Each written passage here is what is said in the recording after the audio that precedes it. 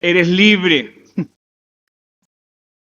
porque donde está el Espíritu del Señor, allí hay libertad. Bien, queridos hermanos, continuando con nuestra serie de Primera de Juan, les invito a buscar el texto de esta mañana, Primera de Juan, capítulo 2, versículo 20. Primera de Juan, capítulo 2, versículo 20. Y el título de este sermón es La unción del Santo. La unción del Santo. Y es por eso que la lectura bíblica antifonal estaba fundamentada en Juan capítulo 14. Y es por eso que los himnos apuntaban a la bendición de la plenitud del Espíritu Santo. ¿Por qué? Porque la palabra de Dios nos guía hacia allá, hacia meditar en la unción del Santo.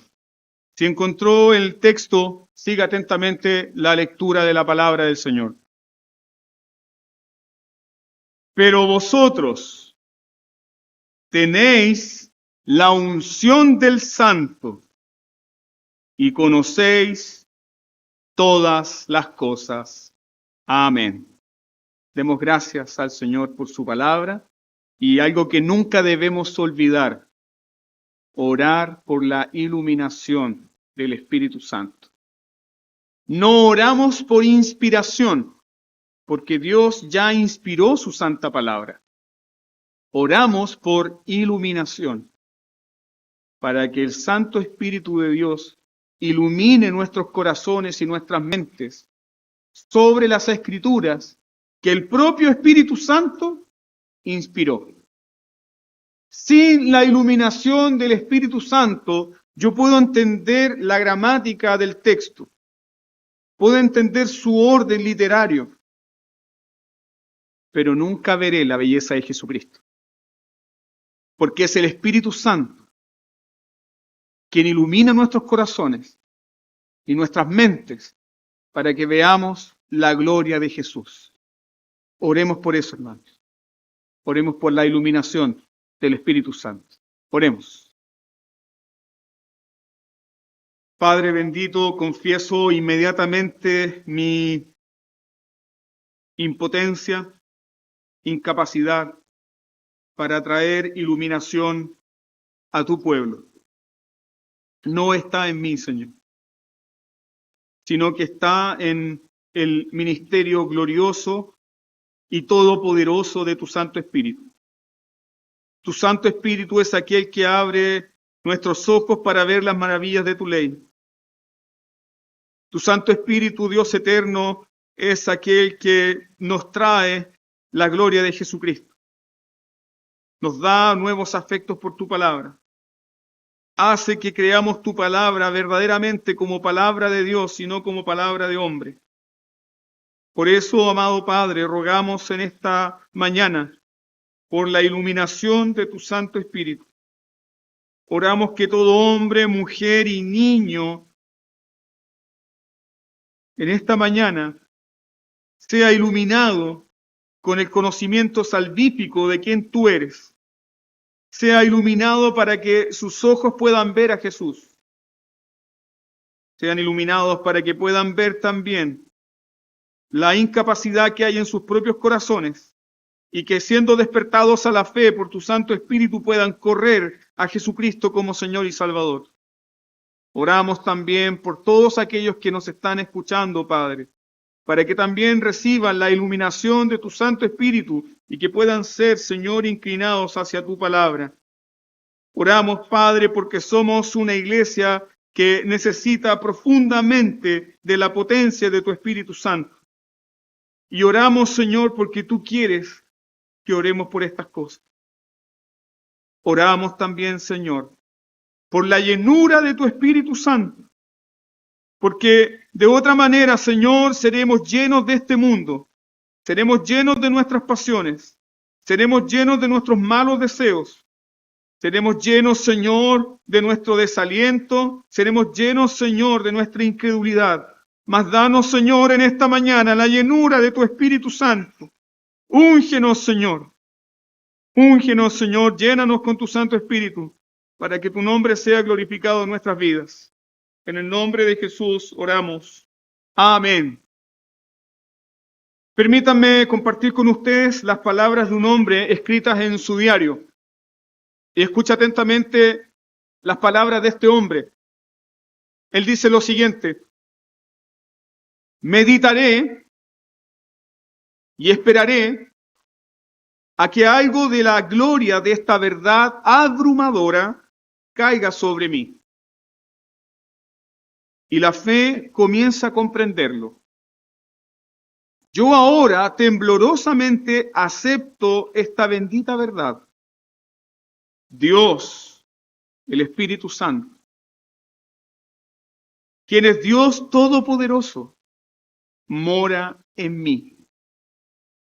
Oh Padre, revela dentro de mí lo que esto significa y que no peque yo por hablarlo y no vivirlo. Es una oración de un corazón de un hombre que clama por tener profunda certeza y conocimiento de lo que ha recibido. ¿Qué ha recibido? Ser la morada de Dios. ¿Quién eres tú? ¿Quiénes somos nosotros como pueblo de Dios? La morada de Dios. Pero en esta oración este hombre dice que yo sea inclinado a comprender lo que esto significa y que no peque por hablarlo y no vivirlo. Creo que esta es una de las grandes debilidades de la iglesia. La iglesia intelectualmente sabe que es la morada de Dios, pero no vive como la morada de Dios. La iglesia intelectualmente sabe que el Espíritu Santo está con y en, pero no vive dependiente del Espíritu Santo. ¿Y cuánto hemos pecado nosotros en ello, hermano? ¿Cuánto hemos pecado en contristar al bendito Espíritu de Dios? ¿Cuánto hemos pecado en ignorarle? ¿Cuánto hemos pecado en no someternos a su señorío? Cuando el Espíritu Santo te lleva a las Escrituras, cuando el Espíritu Santo está redarguyendo tu corazón, cuando el Espíritu Santo te está redarguyendo de un pecado oculto, ¿cuántas veces tú lo has silenciado? Menospreciando la gran verdad de que tú eres morada de Dios. Ahora, ¿quién escribió estas palabras? Déjeme decir lo siguiente: estas palabras no fueran escritas por un predicador pentecostal. Aunque alguien podría decir, no, eso lo escribió un pentecostal, ¿o no? Pero estas palabras no las escribió un predicador pentecostal. Y yo no estoy diciendo esto porque tenga una antipatía hacia la tradición pentecostal histórica. No estoy diciéndolo porque tengo una antipatía hacia el pentecostalismo. Simplemente lo estoy diciendo porque muchas personas, por ignorancia, han dicho que la fe reformada apaga el Espíritu Santo. ¿Cuántos de ustedes han escuchado eso? Déjenme decirle que eso es una soberana ridiculez. Es ridículo. ¿Por qué? Porque no hay cristianismo, queridos hermanos, sin la presencia del Espíritu Santo. No podemos ser cristianos sin la ministración del Espíritu Santo. La fe reformada enseña un cristianismo conservador, ortodoxo, bíblico, cristocéntrico. Y por supuesto que tiene mucho que enseñarnos respecto a la persona bendita del Espíritu Santo. Entonces, cuando usted escucha cosas como, no, las iglesias presbiterianas o reformadas apagan el Espíritu Santo, mentira. Eso es ignorancia supina. Eso es ignorancia voluntaria de no conocer la historia, de no conocer la doctrina. Ninguno de nosotros puede ser cristiano sin la presencia del Espíritu Santo. Ninguno. Es más, no hay cristianismo sin el Espíritu Santo. No puede haber cristianismo sin el Espíritu Santo. sin el Espíritu Santo, nos quedamos solo con una religión muerta. Sin el Espíritu Santo, nos quedamos solamente con una religión llena de engaño y destinada ¿a qué? A la condenación. Las palabras, por lo tanto, que usted escuchó fueron escritas por Andrew Murray, un pastor reformado del siglo XIX, quien comprendió que debía orar buscando ser más dependiente del Espíritu Santo. Fíjese en esto. Él no oró por una nueva experiencia. No. ¿Por qué oró? Por tener mayor profundidad, conocimiento en lo que ya había recibido. ¿Usted es creyente? ¿Usted ha nacido de nuevo? ¿Qué recibió? El bendito Espíritu Santo que mora en tu corazón. El Consolador, el Maestro perfecto, aquel que dirige nuestros pasos, aquel que ilumina nuestras mentes, aquel que nos consuela con dulces afectos de Jesucristo. Hemos recibido el Espíritu Santo. Y nuestra oración debe ser la misma que este hombre. Orar para tener mayor conocimiento y dependencia de lo que ya hemos recibido. Y justamente esta oración ilustra de alguna manera el deseo del apóstol Juan cuando escribe esta carta a su comunidad. Juan no está escribiendo algo nuevo. Juan no está enseñando algo nuevo. Vayan conmigo, por favor, al versículo 21. Capítulo 2, versículo 21. No os he escrito como si ignoraseis la verdad, sino porque la conocéis y porque ninguna mentira procede de la verdad. ¿Está escribiendo algo nuevo Juan? No. Juan está llamando profundamente la atención de sus lectores para que recuerden lo que han recibido. ¿Qué han recibido estas personas? Versículo 20. ¿Qué han recibido? Pero vosotros tenéis la unción del Santo. Yo doy gloria a Dios por esto. Yo doy gloria a Dios por esto porque Juan no está diciendo, ¿quieres ser un mejor cristiano? Entonces esfuérzate por tener la unción. ¿Querés tener una vida plena en Dios? Entonces debes ir a Colombia, al último movimiento neopentecostal y esperar que te tiren la chaqueta para recibir la unción. Eso es ridículo. Juan dice, ustedes ya tienen la unción del Santo. Alabado sea Dios. Ustedes ya tienen la unción del Santo en sus vidas. En términos concretos, ¿qué significa esto? Significa que usted, aunque sea el cristiano más sencillo del mundo, tiene la bendición de que Dios mora en su vida. Martin Lloyd Jones decía que esta es una de las bendiciones más grandes que el hombre puede experimentar. Más grande que el perdón. Más grande que el gozo de la justificación. Más grande que incluso la glorificación. ¿Por qué? Porque nos da la certeza de que somos de Dios. Dios ha puesto su Santo Espíritu en nuestras vidas. Y eso nos da la certeza de que somos la propiedad de Dios y la morada de Dios. ¿Por qué muchos cristianos no disfrutan de esto? No porque no sean cristianos, sino porque, como dice Juan, muchos lo olvidan. Olvidan que ya tienen la unción del Santo. A vosotros tenéis la unción del Santo. Entonces vemos acá la intención del apóstol Juan. Él quiere que este pueblo recuerde que han sido ungidos, separados, consagrados y sellados para Dios. Todo eso significa tener la unción del Santo. Ahora, ¿qué es esta unción? ¿Qué es esta unción del Santo? En el Antiguo Testamento, los profetas fueron ungidos. Los sacerdotes fueron ungidos. Los reyes fueron ungidos.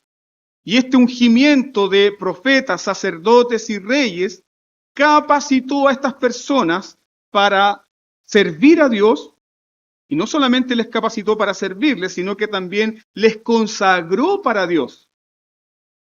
Recuerden que estas personas fueron ungidas con aceite, como una especie de símbolo ¿de qué? Del Espíritu Santo que se estaba derramando en sus vidas. Y una vez que un hombre era ungido con el Espíritu Santo, ese hombre recibía el poder, era empoderado para desarrollar estos oficios. Una cosa que muchas personas ignoran o que pasan por alto, simplemente se recuerdan de que David mata a Goliat. Y a todos nos gusta esa historia, de que David mata a Goliat, el muchachito que mata al gigante. Pero pocos recuerdan que David fue a la batalla ungido. No fue en sus propias fuerzas. David, antes de enfrentar a Goliat, fue ungido con el cuerno de la unción y el Espíritu Santo fue derramado en David. Y solamente por eso David pudo vencer. Entonces, cuando el Espíritu Santo era derramado en estos hombres para servir, estos hombres no quedaban abandonados a su propia capacidad. No quedaban abandonados a su propia inteligencia. El Espíritu Santo les guiaba, el Espíritu Santo les conducía, el Espíritu Santo les daba iluminación y conocimiento. Vayan por un momento a Segunda de Crónicas, capítulo 18, verso 6. En Segunda de Crónicas, capítulo 18, verso 6, tenemos un ejemplo de lo que estoy mencionando acerca de el rey Josafat. El rey Josafat que fue ungido para servir a Dios. ¿Y qué ocurrió? Que en los días del impío Acab, el rey malo de Israel, le propuso a Josafat subir juntos para pelear contra los asirios. Y el texto nos dice que Josafat había escuchado a 400 profetas que hablaron en el nombre del Señor. 400 profetas. Todos dijeron que hablaban en el nombre del Señor. ¿Y la profecía cuál era? Debes unirte acá, Judá debe unirse a Israel para pelear contra los asirios. ¿Qué hizo Josafat? Versículo 6, capítulo 18, segunda de Crónicas. Josafat dice, ¿no queda todavía aquí algún profeta de Jehová para que consultemos? ¿Por qué Josafat pregunta esto? Josafat escuchó esta profecía popular de 400 profetas y Josafat dijo, aquí hay algo raro, algo me huele mal. No puede ser que de pronto todo Israel, el conocimiento de Dios sea tan popular si ellos ya se habían abandonado al Señor. Entonces por eso Josafat pregunta, ¿no quedará algún profeta de Jehová para que consultemos con él? ¿Qué hizo el Espíritu Santo en Josafat? ¿Qué le dio? Le dio discernimiento. El Espíritu Santo nos da iluminación y el Espíritu Santo nos da discernimiento para distinguir la verdad de la mentira.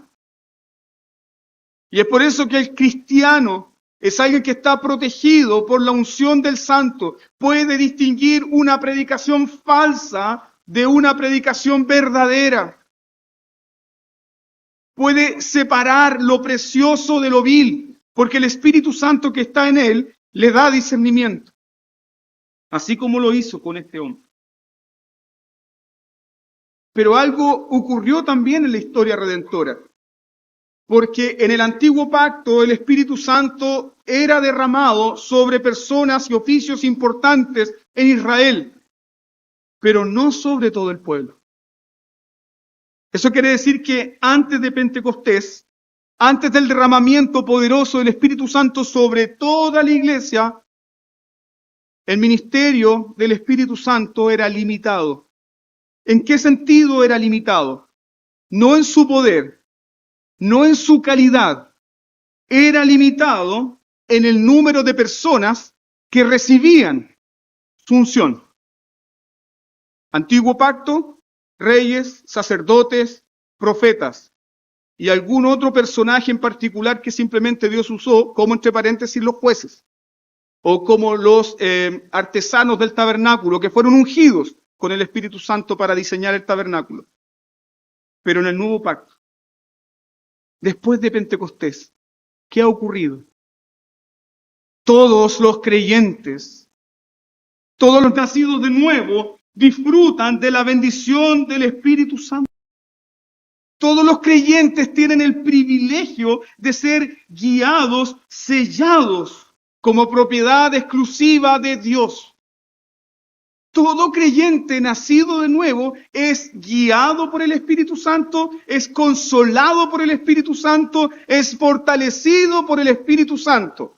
A mí no recordar un cántico que de adolescente cantábamos. Cuando estoy en angustias y pruebas y la tentación me quiere aprisionar, el Espíritu Santo me guía, me sostiene y no me deja claudicar. No hay vida cristiana, hermanos, sin la administración del Espíritu Santo. Ninguno de nosotros sirve a Dios en sus propias fuerzas. Es el Espíritu Santo que está en nosotros. Todo creyente verdadero, entonces, tiene la unción del Santo Espíritu de Dios. ¿Y por qué todo creyente verdadero tiene la unción del Santo Espíritu de Dios? El Espíritu Santo fue derramado en Pentecostés. ¿Y fue derramado en Pentecostés por qué? Por la señal del cumplimiento de que Jesús había consumado el nuevo pacto. Vayan conmigo al libro del profeta Jeremías. El derramamiento del Espíritu Santo y el don del Espíritu Santo es dado a la iglesia de Cristo como señal de que Jesús ha cumplido su pacto. Vayan a Jeremías capítulo 31. Versos 33 al 34. Jeremías 31, verso 33 al 34. He aquí vienen días, dice Jehová, en los cuales haré un nuevo pacto con la casa de Israel y con la casa de Judá. No como el pacto que hice con sus padres el día en que tomé su mano para sacarlos de la tierra de Egipto, porque ellos invalidieron mi pacto, aunque fui yo un marido para ellos, dice Jehová. Pero este es el pacto que haré con la casa de Israel después de aquellos días, dice Jehová. ¿Qué es lo que Dios va a hacer? Daré mi ley en su mente y la escribiré en su corazón y seré a ellos por Dios y ellos me serán su pueblo. Y no enseñará más ninguno a su prójimo, ni ninguno a su hermano, diciendo, conoce a Jehová, porque todos me conocerán, desde el más pequeño de ellos hasta el más grande, dice Jehová, porque perdonaré la maldad de ellos, y no me acordaré más de su pecado. La sangre de Jesús fue derramada, el pecado fue pagado una vez y para siempre, y como sello de esa obra gloriosa, el Espíritu Santo se derramó en la iglesia, y ahora todos los cristianos pueden conocer en profundidad, en intimidad, ¿a quién? A Dios. Porque Dios ha derramado su Espíritu en sus corazones. Si se fijan, en el versículo 34, cuando dice, nadie más enseñará a su hermano y le dirá, conoce a Dios, sino que todos me conocerán, es justamente lo que el apóstol Juan está repitiendo en el versículo 27. Pero la unción que vosotros recibisteis de él permanece en vosotros, y no tenéis necesidad de que nadie... ¿Por qué Juan dice esto? Porque Cristo cumplió el pacto. Porque el Espíritu Santo ya fue derramado sobre la iglesia. Y la señal de que fue derramado sobre la iglesia es que el pueblo de Dios conoce a su Dios. Porque Dios mora en sus vidas. Cuando Juan habla de la unción del Santo, está hablando, queridos hermanos, del don del Espíritu Santo. No está hablando de una unción en particular.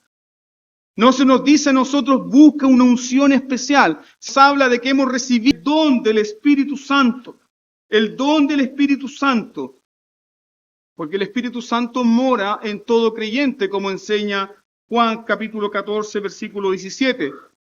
En Juan 14, 17 se nos dice que el creyente es morada del Espíritu Santo.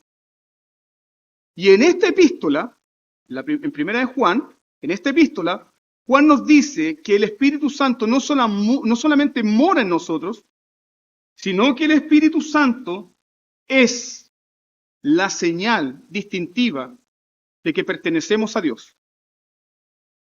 Mira por favor, primera de Juan, capítulo 4, versículo 13. ¿Cómo yo puedo conocer si soy de Dios? ¿Cómo yo puedo saber si Dios ha obrado en mi vida? Primera de Juan, capítulo 4, versículo 13. En esto conocemos que permanecemos en Él y Él en nosotros, en que nos ha dado de su Espíritu. ¿Cómo puedo estar seguro si le pertenezco a Dios? Dios ha puesto su Espíritu Santo en ti. Y como Dios ha puesto su Espíritu Santo en ti, tú amas a Cristo, amas su ley, amas su palabra, amas su pueblo. Tienes la certeza y la seguridad de que estás unido a Cristo. Por lo tanto, la unción del Santo se refiere a que estamos unidos a Cristo, que es el Santo. Cristo es el ungido de ungidos, porque Él fue ungido ahí en el Jordán y el Espíritu Santo se derramó en Él.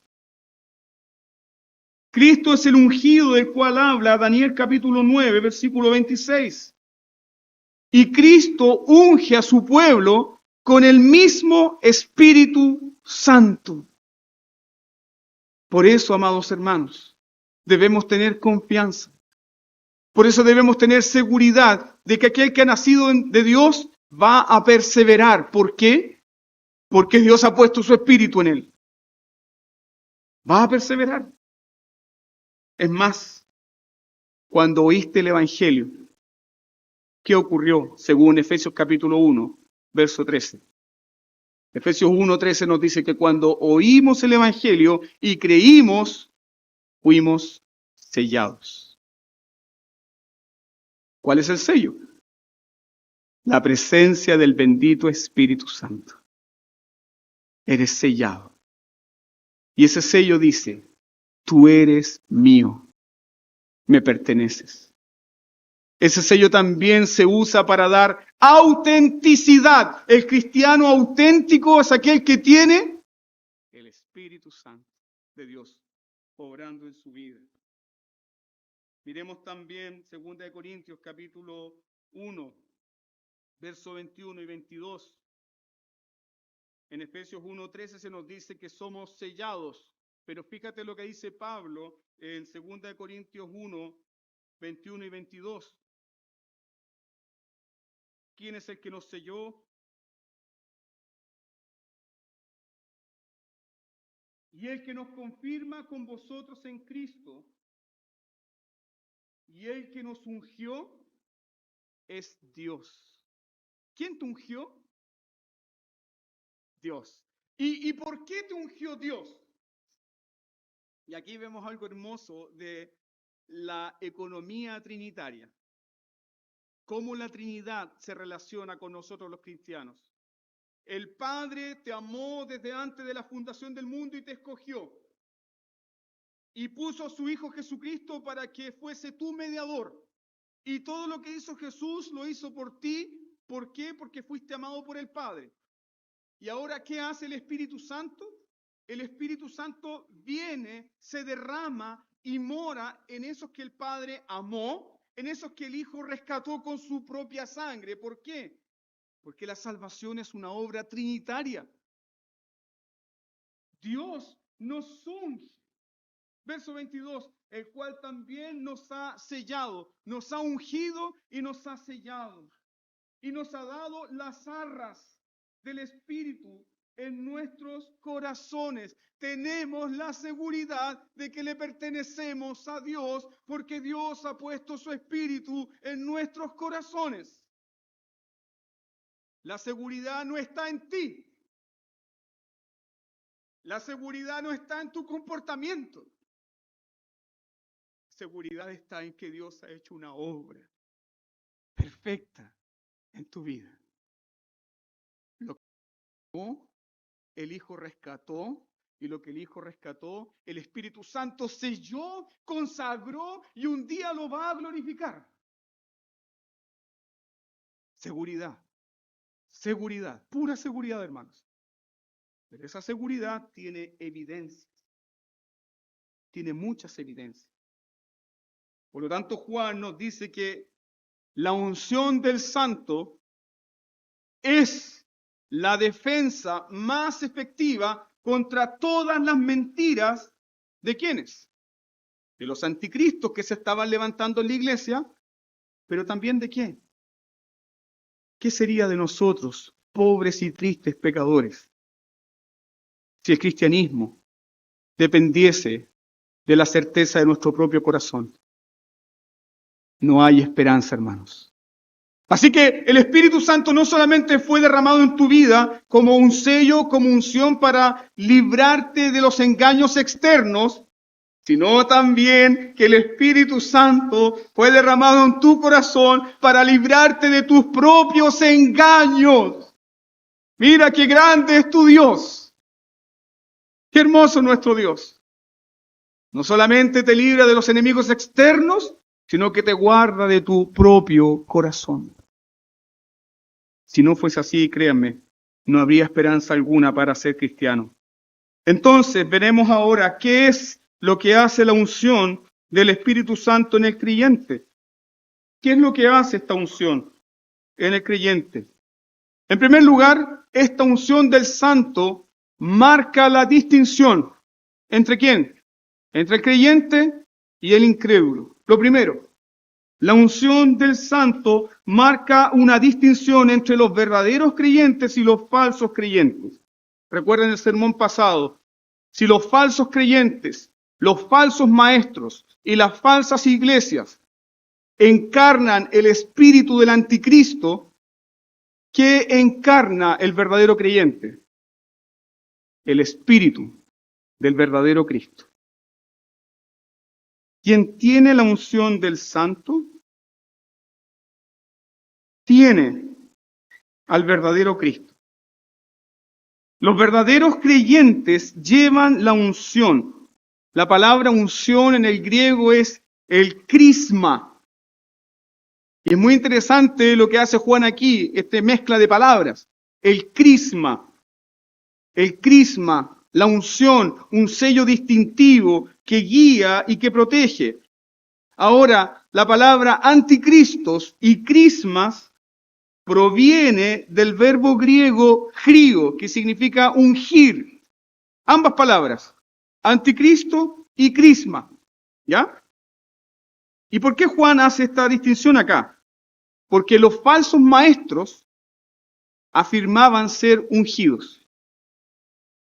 Los falsos maestros decían, nosotros también tenemos el crisma, también hemos recibido unción, pero esa unción no les conducía al verdadero Cristo revelado en las Escrituras, sino que les conducía a un falso Cristo, porque estos anticristos decían que el verdadero Cristo no había venido en carne.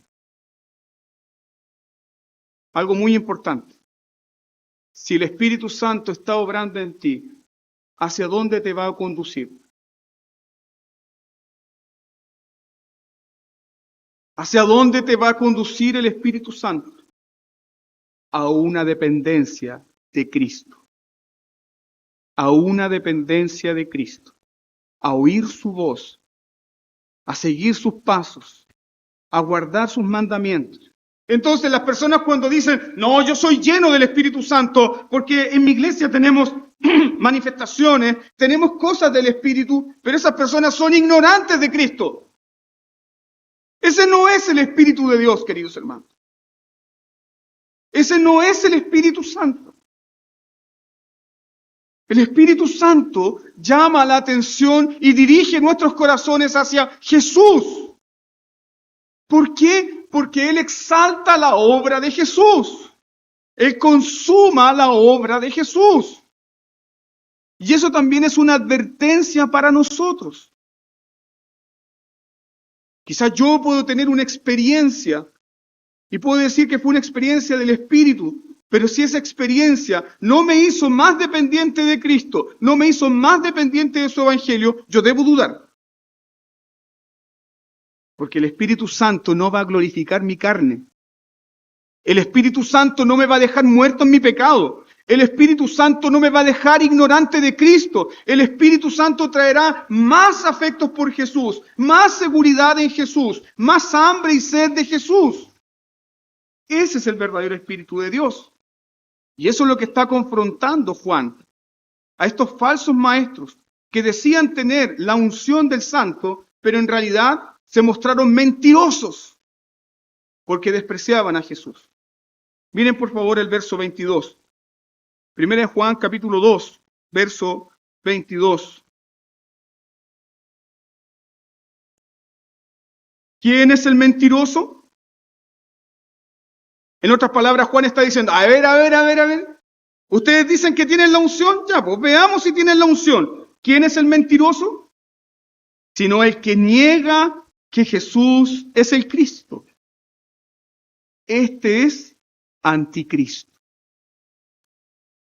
Nosotros somos la iglesia ungida de los últimos tiempos. ¿Ah, sí? ¿Son dependientes del Evangelio? ¿Son dependientes del Señor Jesucristo? ¿Buscan exaltar a Jesucristo en todo? Ustedes no tienen el Espíritu Santo obrando entonces. Porque el Espíritu Santo es celoso de Jesús. Ministra a Jesús. El Espíritu Santo habla y enseña a la iglesia.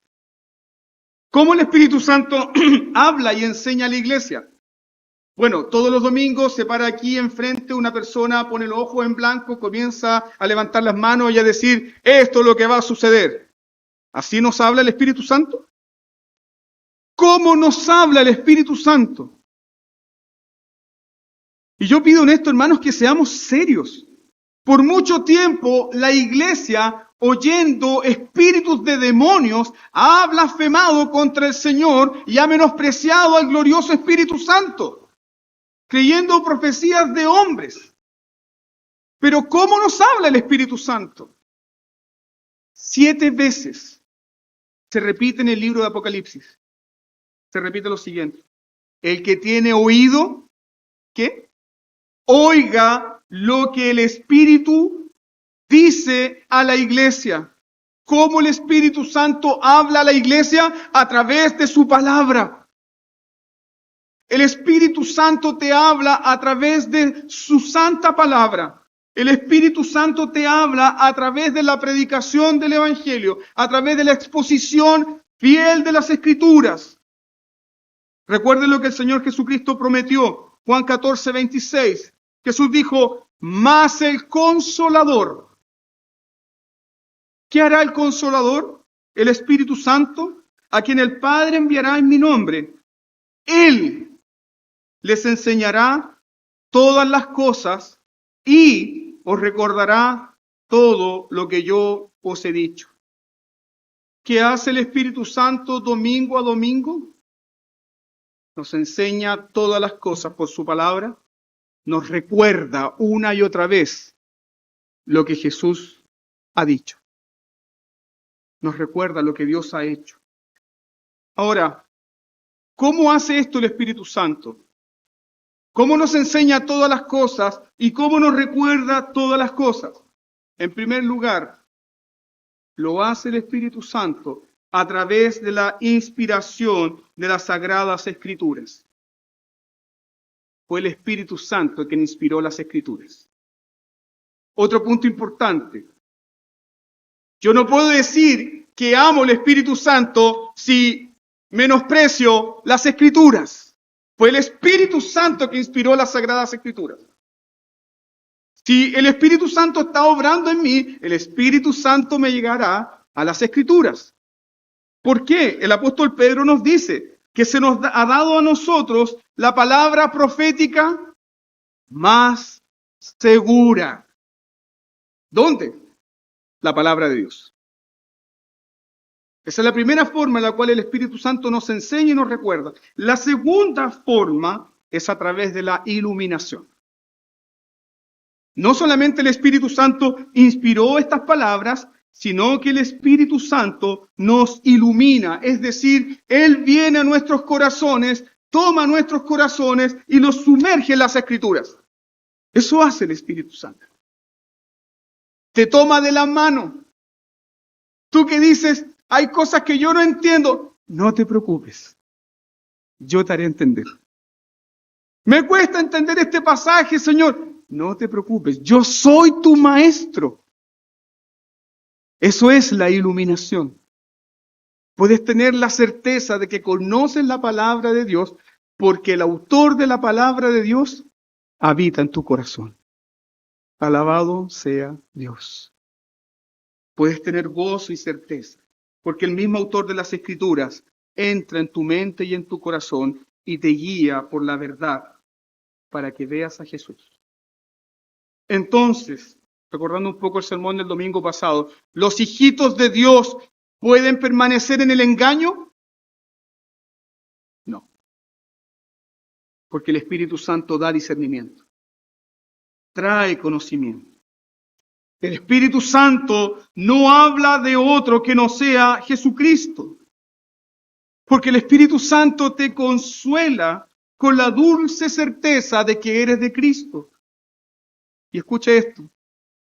Aunque todo el infierno se levante contra ti, el Espíritu Santo te guarda. ¿Para qué? Para que tengas comunión con Dios. La comunión con Dios no está sustentada por tu propia fidelidad.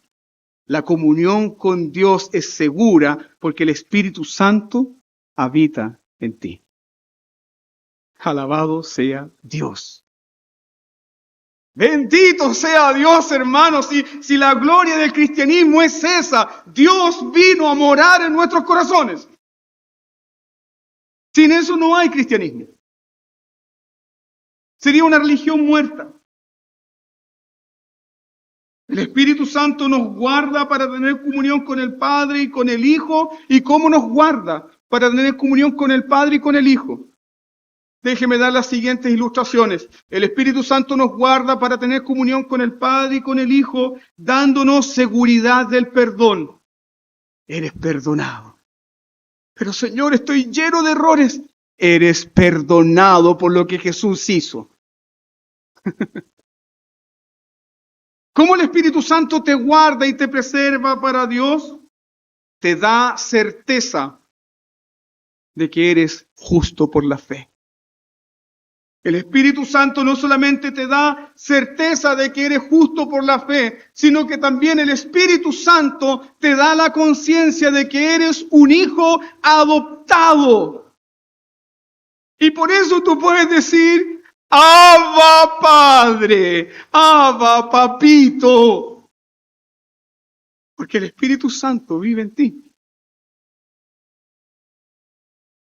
Y ahí comprendemos que el Espíritu Santo, amados hermanos, el glorioso Espíritu Santo es quien ministra el Evangelio. El principal ministro del Evangelio es el Espíritu Santo. Vayan por un momento a Romanos capítulo 8. El gran capítulo donde Pablo habla acerca de la aplicación del Espíritu Santo en nuestras vidas. Romanos capítulo 8, versos 15 y 16. Comprendemos que el Evangelio es una administración del Espíritu. No es una invención de los hombres. Verso 15 y 16 dice, pues no habéis recibido el espíritu de esclavitud para estar otra vez en temor, sino que habéis recibido el espíritu de adopción por el cual clamamos, Abba, Padre. Y ahora pon toda tu atención en el versículo 16. El espíritu mismo da testimonio a nuestro espíritu de que somos hijos de Dios. ¿Qué hace el Espíritu Santo? Te da testimonio, te da la seguridad. Es un testigo que Dios ha puesto en tu corazón para decirte, sí, tú eres perdonado. Sí, tú, Jesús murió por ti. Sí, tú eres justificado. Sí, tú eres adoptado. Sí, tú estás siendo santificado. Sí, tú un día serás glorificado y estarás delante de Dios. Eso hace el bendito Espíritu Santo. Él ministra y nos consuela. ¿Qué desdicha sería de nosotros? ¿Qué desdicha sería de ti sin la dulce presencia del Santo Espíritu de Dios? ¿Qué sería de nuestra vida cristiana sin la certeza de que Dios mora en nuestros corazones?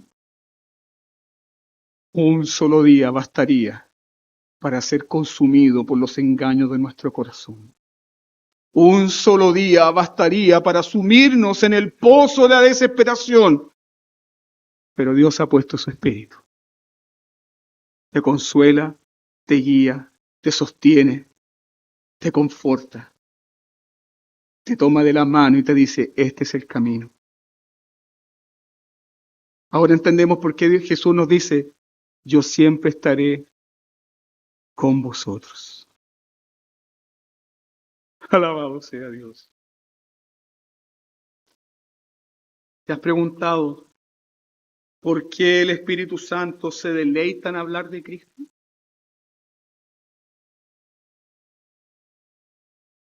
El Espíritu Santo nos llama la atención sobre sí. En Hechos capítulo 13 comprendemos la historia de las misiones mundiales. Todos los ministros de la iglesia de Antioquía estaban buscando al Señor y entre ellos Pablo y Bernabé. Ellos estaban ministrando al Señor.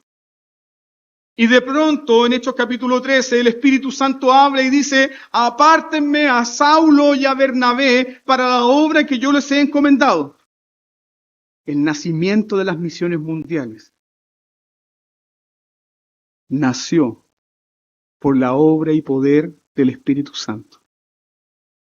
¿De quién habla el Espíritu Santo? ¿Qué nombre quiere que sea conocido? El nombre de Cristo. El ministro más grande del Evangelio es el Espíritu Santo. ¿Por qué el Espíritu Santo se deleita en hablar de Cristo? ¿Por qué el Espíritu Santo nos ilumina sobre su persona y sobre su obra? Déjeme decirlo de esta manera. Porque la unción del Santo que hemos recibido todos los creyentes es la prueba absoluta, indiscutible, de que Dios el Padre está agradado con la obra ¿de quién? De su Hijo. Este es mi Hijo amado en quien tengo complacencia. Él me ha complacido en todo. Y como estoy complacido en todo, entonces me deleito en enviar el bendito y glorioso Espíritu Santo. Porque la obra de mi Hijo es perfecta. Nada se puede agregar. Es perfecta. Dios el Padre está satisfecho con la obra de Jesús. Y por eso cuando Jesús dijo, consumado es, 3 días después, ¿quién le levantó de los muertos? El bendito Espíritu Santo. El glorioso Espíritu Santo venció la muerte, levantó a Cristo de los muertos. El glorioso Espíritu Santo echó abajo la piedra que tapaba esa tumba. El glorioso Espíritu Santo fue el sello en la resurrección de Jesús. Y ese glorioso Espíritu Santo nos ha hecho a todos nosotros que creemos en Jesús pasar de muerte a vida, porque así también hemos resucitado con Jesucristo.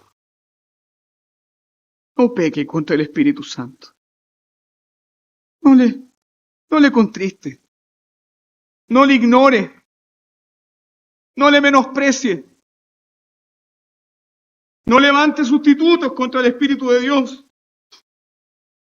La venida del Espíritu Santo a la iglesia es el regalo precioso que Jesús, el Rey entronizado, nos dio cuando tomó su trono. El derramamiento de Pentecostés es el sello ¿de qué? De que un rey tenemos en el trono. Y la primera obra de este rey fue enviar otro consolador para que esté con nosotros siempre. Por la unción del Espíritu Santo tenemos iluminación. Creemos y comprendemos la doctrina de Cristo. Por la iluminación del Espíritu Santo podemos discernir la verdad de la mentira. Llamo su atención en esta mañana, amados hermanos. Es tiempo de que la iglesia comience a tomar en serio esto. De que el Espíritu Santo mora en nosotros y que nos da la capacidad de discernir la verdad de la mentira. ¿Por qué? Porque de lo contrario la iglesia seguirá bebiendo veneno como si fuese evangelio. Y eso es pecar contra Dios. Eso es menospreciar la obra del Espíritu Santo.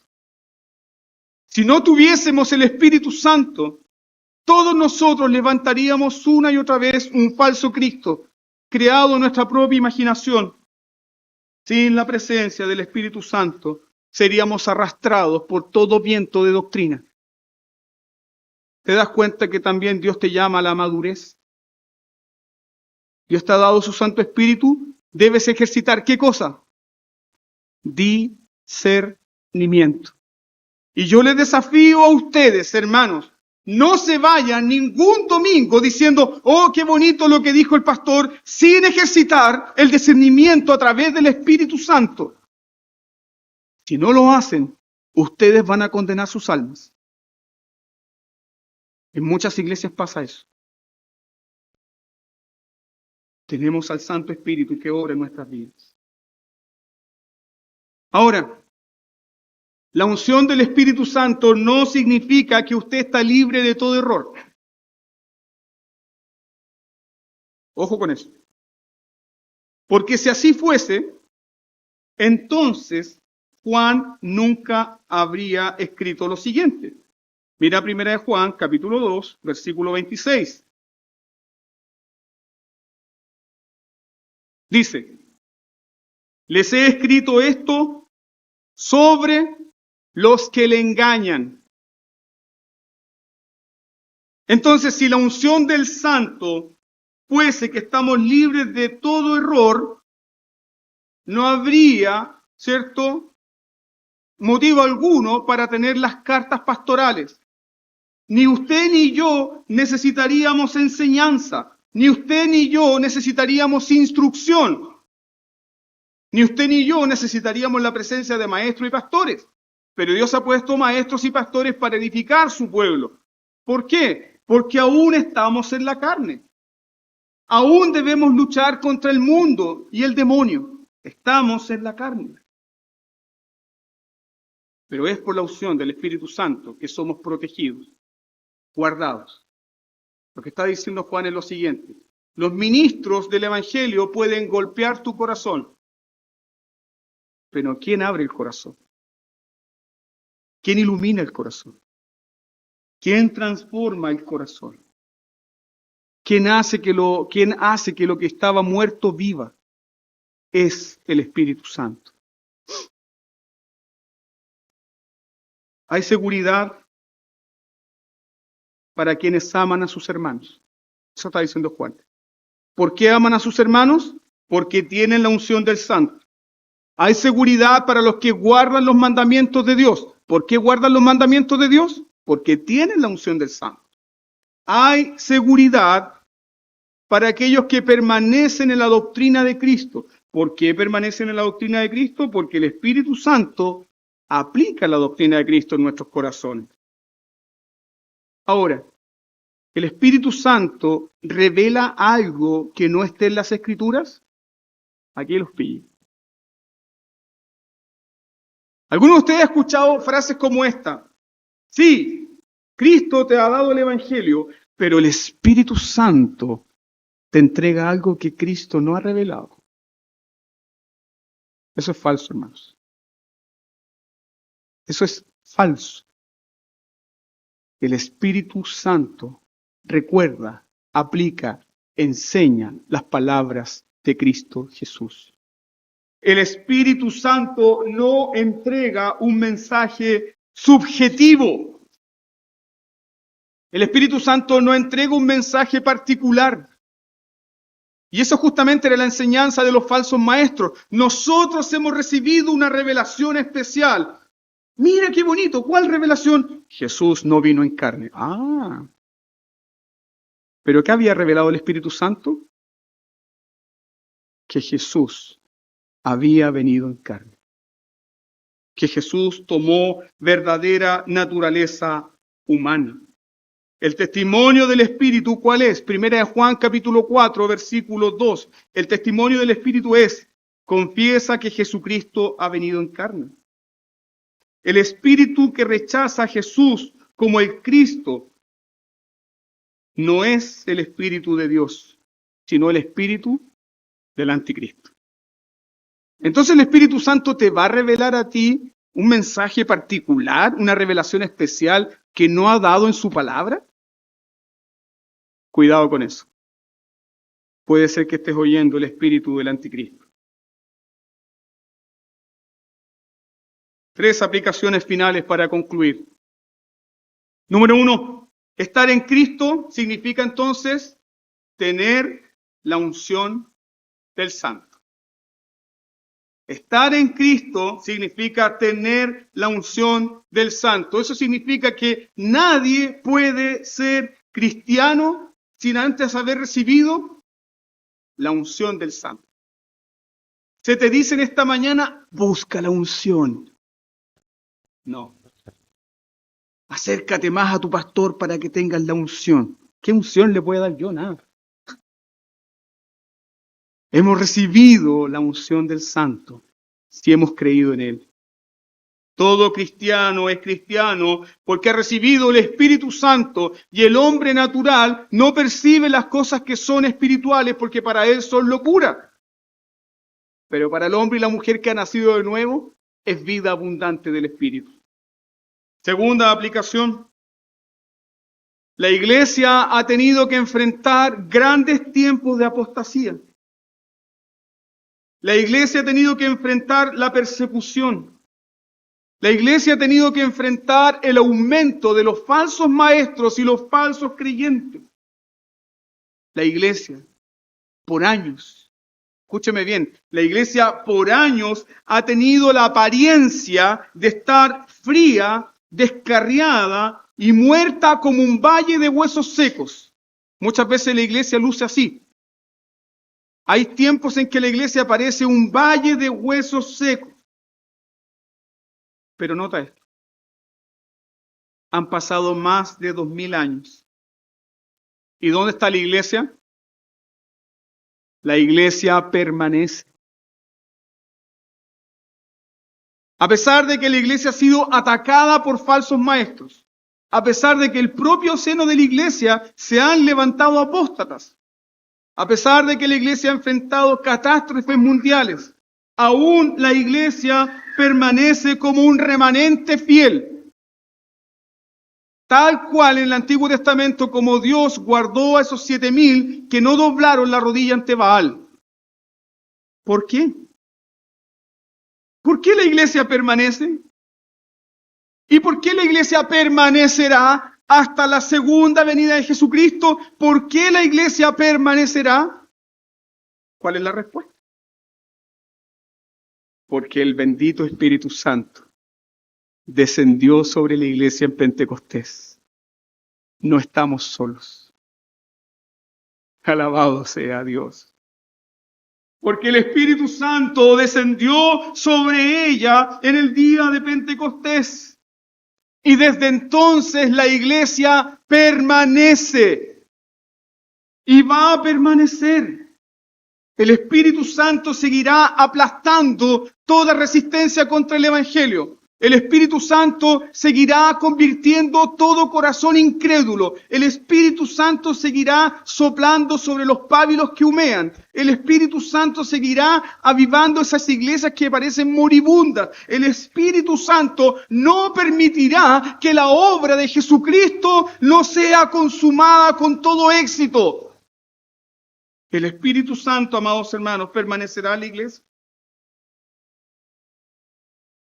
Final y última aplicación. La unción del Espíritu Santo permanece. Permanece en el creyente, guardándonos en la fe. Permanece en el creyente, guardándonos en la verdad. Mira, por favor, 1 Juan, capítulo 3, verso 24.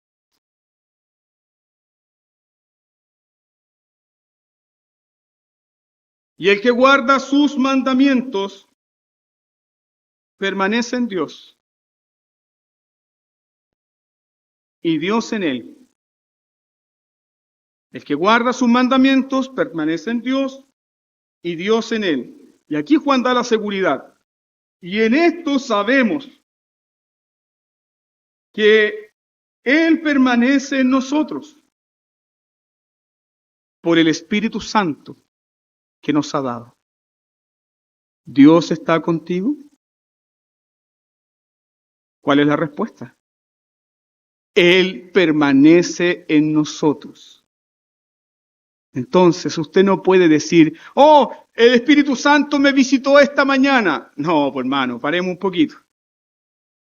El Espíritu Santo no es una visita. Él mora con su pueblo. Él está con su pueblo. Él está en su pueblo. Lo que sucede es que nosotros por mucho tiempo le hemos ignorado. Lo que sucede es que nosotros por mucho tiempo nos hemos olvidado de lo que hemos recibido. Y es por eso que con total seguridad en esta mañana les puedo decir que la iglesia permanecerá tanto como permanezca el Espíritu Santo.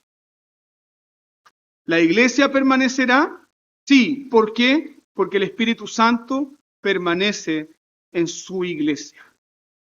¿Qué debes hacer en esta mañana? ¿Pedir una nueva unción? No. Te invito a orar en esta mañana. ¿Para qué? Número 1. Confiesa tu pecado de haber ignorado la vida del Espíritu en ti.